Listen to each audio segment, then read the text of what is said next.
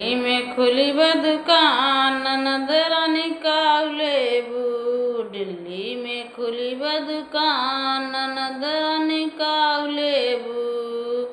टिकवा लैल चाहे नथिया लैला, टिकवा लैल चाहे नथिया लैला।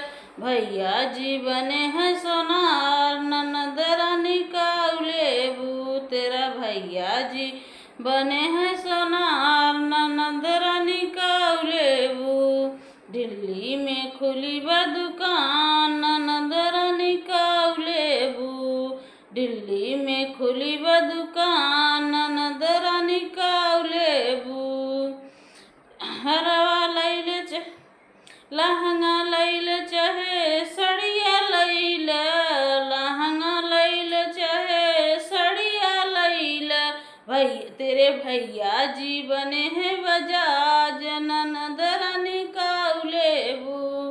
तेरे भैया जी बने हैं बजाज ननद रानी का लेबू। दिल्ली में खुली बा दुकान ननद रानी का लेबू। दिल्ली में खुली बा दुकान ननद रानी का लेबू।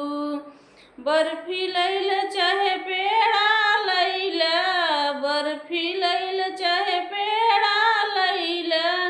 तेरे भैया जी बने हलवाई ननद रानी का लेबू। तेरा भैया जी बना हलवाई ननद रानी का लेबू।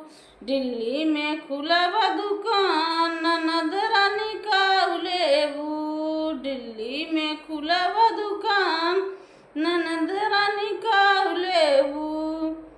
हेलो दोस्तों, ये है नाच गीत। आप लाइक सब्सक्राइब जरूर कर जा भैया हरा, और शेयर ज़्यादा से ज़्यादा कर जा। यूट्यूब वाले भैया हरा जितना जने है सबको एक बोलत है। और भैया हो, हमारे चैनल का नाम है नीता अवधी लोकगीत। आप सर्च करके भैया देखा जाए और लाइक सब्सक्राइब कर जाए, दुलार प्यार दे जाए, आगे बढ़ाओ जाए भैया हरा। आप ऐसा बढ़ाओ जाए तो बढ़ पाओ।